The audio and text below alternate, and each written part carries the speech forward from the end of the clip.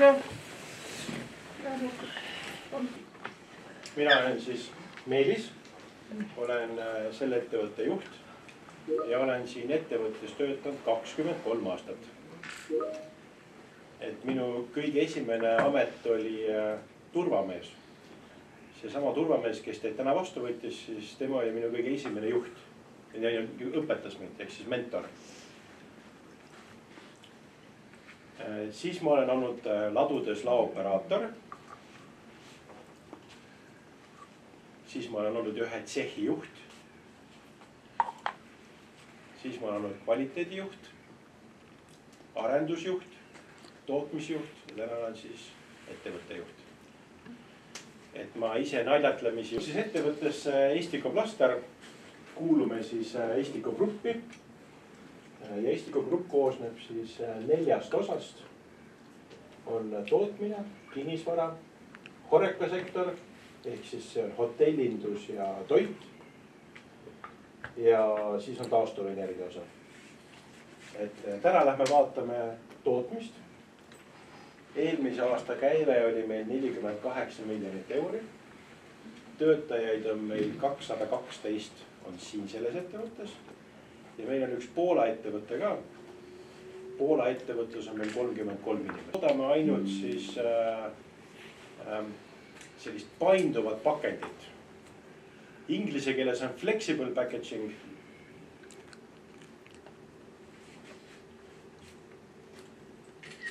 Aga eesti keeles ei ole head vastet, on painduv pakend, see nagu ei kõla väga hästi.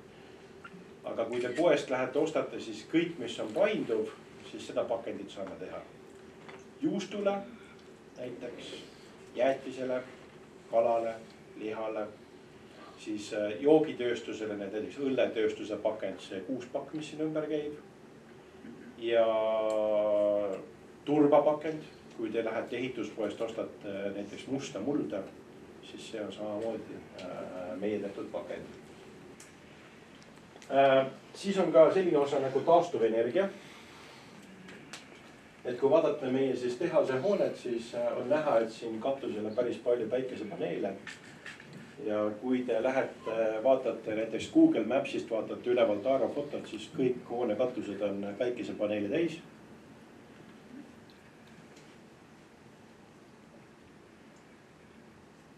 Ja kui päike paistab, siis Eesti Energialt me elektrit ei vaja. Et kõik on võimalik saada siis päikesest.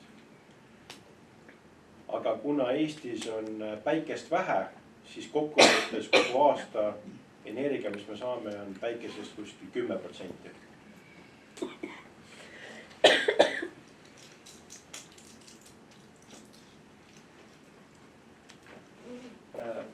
Siin on veel siis erinevaid kaubamärke, kui te kuskil linna peal näete, siis sellised asjad on siis meiega seotud.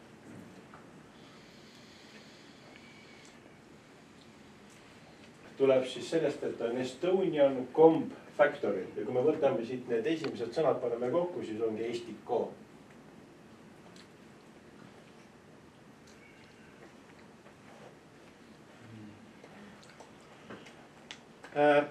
Kuni 69. aastani siis toodetigi siis kamme ja muid majapidamis niisuguseid plastmassist detaile. 69 osteti esimesed ekstruuderid. Mis see on? See on kile puhumise seade. Sellega toodetakse kile. Et ta näeb välja nagu, algus on nagu aklijamasin. Seal on sees on tigu, mida aetakse mootoriga ringi. See surub siis materjali siis edasi. Materjal sulatatakse 220 kraadini. Siis muutub plast selliseks vedelaks ja siis ta vormitakse selliseks õhukese seinaga kiletoruks. Ja siis kiletoru siis puhutakse õhk, siis ta paisub ja saab oma laiuse. Ja siis nii kiiresti, kui teda sealt pilu pealt ära tõmmatakse, sellega määratakse kile paksus. Nii et õhuga puhume ta siis laiaks ja tõmbame teda siis järjest õhemaks. Aga pärast kui tootmisesse läheme, siis te näete, kuidas moodi see töötab.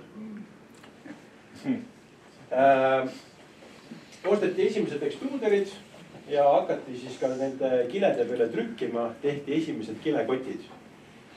Et kilekotid olid päris hea valuuta Vene ajal. Et see võib-olla oli isegi natukene parem valuuta kui suitsuvorsti latt näiteks. Vene ajal ettevõte siis natsionaliseeriti ehk siis riigistati. Ja kui Eesti iseseisvaks sai, siis hakati kõiki neid riigistatud ettevõtteid siis uuesti tagasi andma siis õigusjärgsetele omanikele või anti võimalus siis osakute eest välja osta. 2004. aastal saime esimese sertifikaadi, ISO sertifikaat. Selle alusel siis on kogu meie siis juhtimissüsteem üles ehitatud. Võtsime strateegilise suuna, et hakkame tootma toidutööstuse pakendit. Täna toodame kuskil 80% toidutööstuse pakendit. Oskate arvata, mille pärast me valisime toidutööstuse?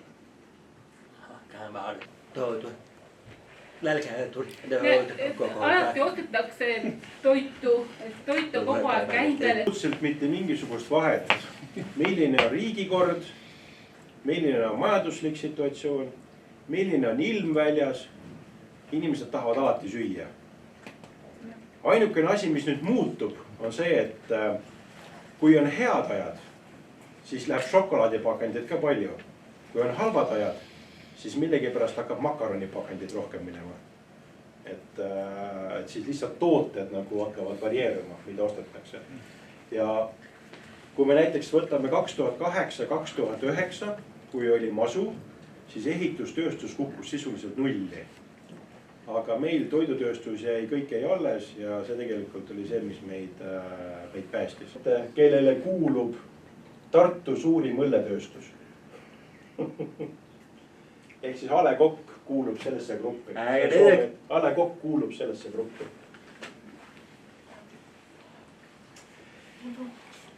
Heinekeni te teate, Tahvel on krõpsude tootja, lemmikloomad, see on ka krõpsud. Müllyn Paras on Soomes sama ettevõte, mis Eestis on Tartu Mill. Ja jahu toodavad ja mingisugused sellised asju. Jahu tootavad, kuivaini. Tulge ka kõik siia poole julgesti. Siin ongi Albert Lareti pilt näiteks. Siin on juba mingisugust informatsiooni selle kohta. Siis on näha, et tehti neid puulusikaid. Siin on näha, et on luunööbid, pabernoad, sulepeod, sigaretipitsid, erinevad kammid.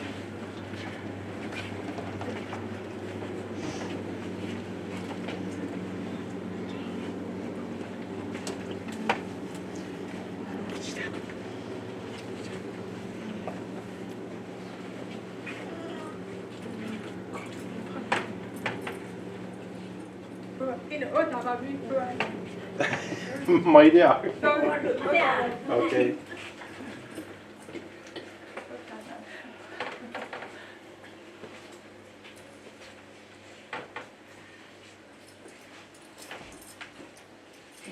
Mänguasjad ka. Ja on tehtud ka mänguasju, selliseid kõristeid. Siis on siin erinevaid, ma ei tea, seebialused, seebikarbid, hambaharjakarbid. Siin on veel mingid juuksehoidjaid, punne. Siin on üks kurt pildi peal. Siitini nimeline üks kurt on siin pildi peal ka. Ma tunnen Aleksei Siitil. Vaata kui hea, nüüd ma sain ka nime teada.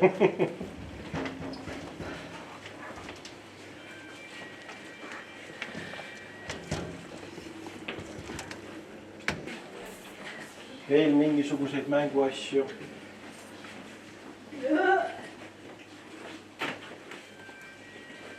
Siin on siis mingid näited ka kilekottidest. Ja siin on siis töötajate arv on see sinine, mis on täna meil siis 212 inimest. 21 miljonit rubla. Tuhandetes rubades on see.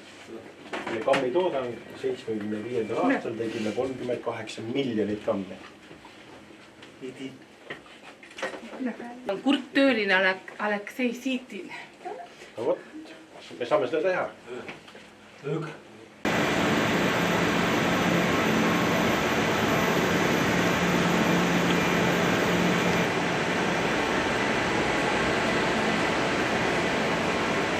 Euroopast, aga tulevad põhimõtteliselt sellistest riikidest, kes naftat ümber töötlevad.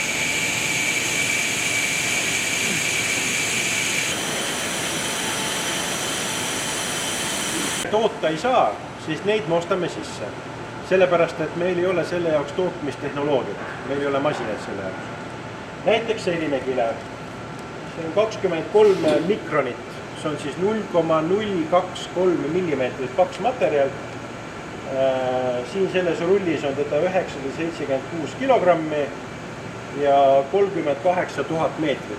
Ehk siis siin on ühes rullis on 38 000 meetrit. 38 kilomeetrit. Siin on kilerull, mille me ise oleme tootnud. See on siis 333 kilogrammi ja siin on 7300 meetrit. Et aga see kile on paksem ka. Kui see on meil 60 mikroniline, siis see on 23 mikronit. Nii et paksus erinevus on see, mis määrab, kui palju ühes rullis on kilematerjali. Kõikidel kilematerjalidel on peal kood, meie kood. On ta siis see kood, sealt tulevad mingi muu kood. Igale riiuli kohale on oma aadress. See konkreetne aadress on kõige üleval selle riiuli omasel. Kui ma skänneriga selle koodi sisse skänneerin, siis skänner ütleb mulle, mis kile seal üleval on. Et ma ei pea sinna üles ronima. Ja kui operaatorid vajavad masina juurde mingit konkreetset kilet, siis ta ütleb meile selle kile kaubakoodi, näiteks 1061 728 ja ütleb, et ta tahab saada 800 kilogrammi. Siin ma vaatan, et on 886, viin selle ühe aluse temale. Aga kui ta tahab saada 1800 kilogrammi, siis jällegi skänner ütleb mulle, kus aadresside peal see rull asub ja siis ma saan sealt selle materjali tuua. Nii et jällegi väga ära automatiseeritud. Oleme proovinud võimalikult palju asju ära automatiseerida. Et meie eesmärk ei ole võtta mitte rohkem inimesi tööle, vaid teha targad tööd ja võimalikult palju masinatega ära. Me ostame sisse 2 erinevat materjali. Üks on graanulmaterjal, millest me teeme kile. Graanulmaterjal näeb selline välja, nagu siin see maas on. Pipratera suurune on see graanul. Tuleb 25 kilostes kottides. Alusega pannakse siia sellesse masinasse. Kihilt võetakse need kotid, pannakse masinasse, lõigatakse alt katki, graanul tuleb seal välja ja siis see graanul pumbatakse suruõhuga nendesse tornidesse. Ühe torni suurus on 26 tonni. Siin sees on graanul. Ja siis sellest graanul läheb läbi nende 3 voodisse läheb välja. Siis piletakse välja ja edasi tootmist.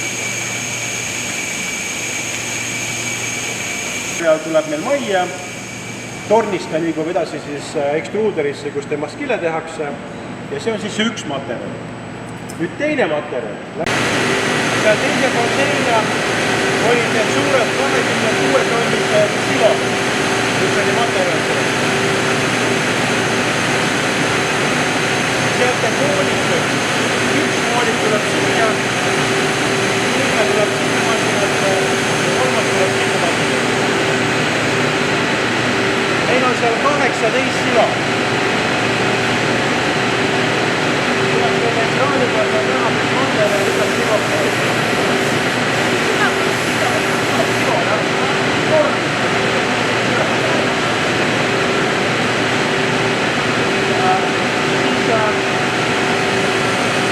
Operaator teab, et ta vajab näiteks materjali 3. tornist. Ja konkreetse masina vastavate operaatoritega. Ja siis arvutile ütleb, et palun ühenda see asi ära sellega ja arvuti hoiab automaatselt seda koos.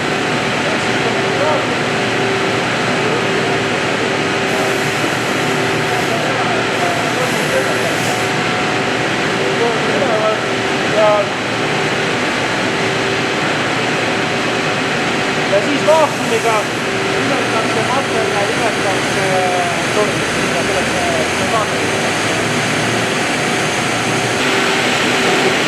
Teadmine on sellist toru. Mille puhutakse on. Sellega määratakse kile laitustele. Kile ümesse läheb, et see rahvu koha. Koha peale tervitatakse aitama,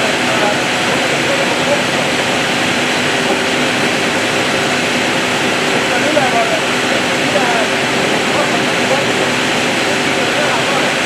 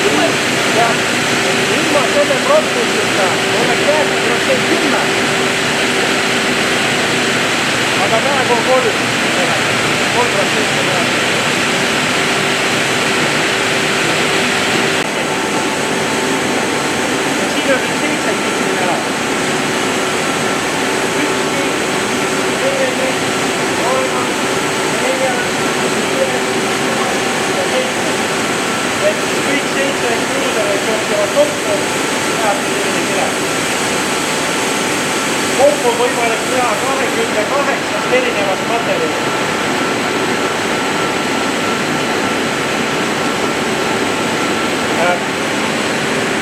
Osad materjalid tuleb maha jahutada veega. Seal eespool on juhuga jahutada, kraanul jahtud juhuga maha, aga siin on veega tuleb jahutada. Muidu nad kleepuvad kokku.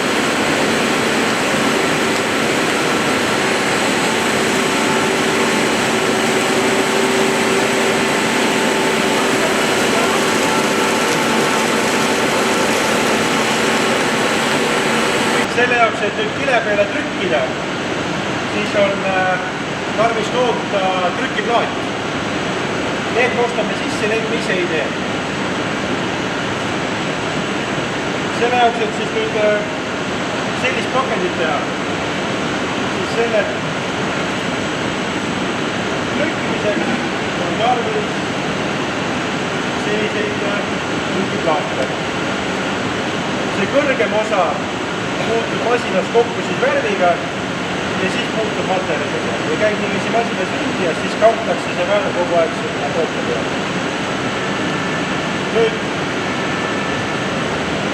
kõikide nende plaatide peal on siin üks paigalduspunkt. Teisel pool on samamoodi. See peab olema absoluutselt paralleelselt. 90-kraadise nurga peab olema paralleelselt.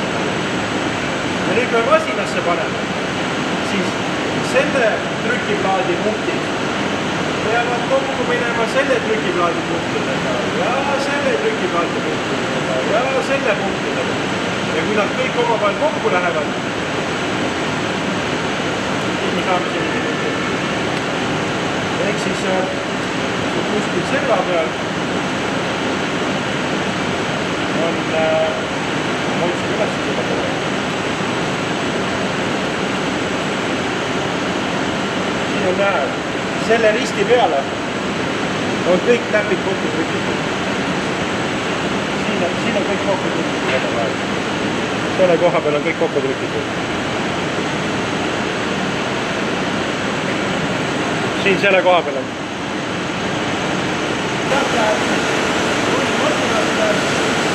Läheb trükivõnnile juurde. Trükivõnnid õiges järjekorras, õiged värvid trükivad siis materjali peale. Läheb üleval kuivatist läbi. Tuleb kaamera, läbi kaamera pildistab. Kuvatakse ekraani peal. Muidu operaator ei saa näha, mis seal tehakse. See jookseb, siis on võimatu sealt üle jookseb. Me ei näe, mis pilt seal on. Siis saab fotokaamera pilt ja kuvatakse selle ekraani.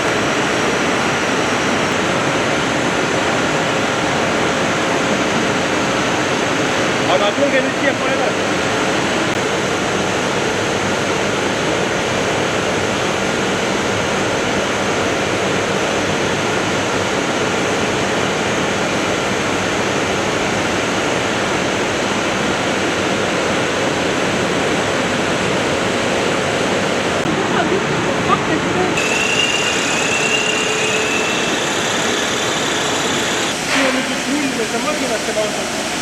See on nüüd juba lamineeritud.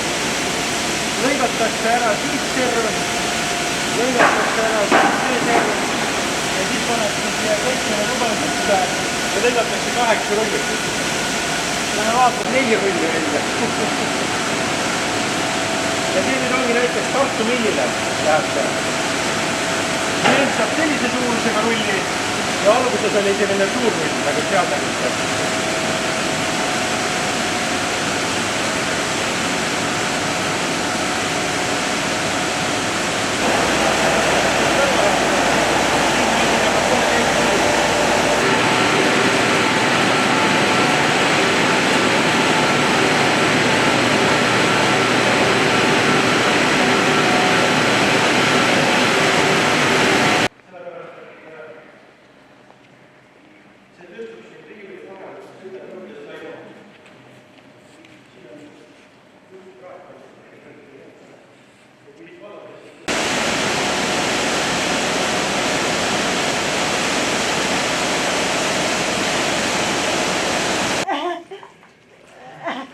Oli väga tore ringkäik, huvikäik, see oli väga huvipakkuv meile. Ja ma tahame tänada teid ja Tartumaa Kurtide Ühingut. Väike makusa suhkrulaks ka. See on plaksutus kurtide moodi. No selge.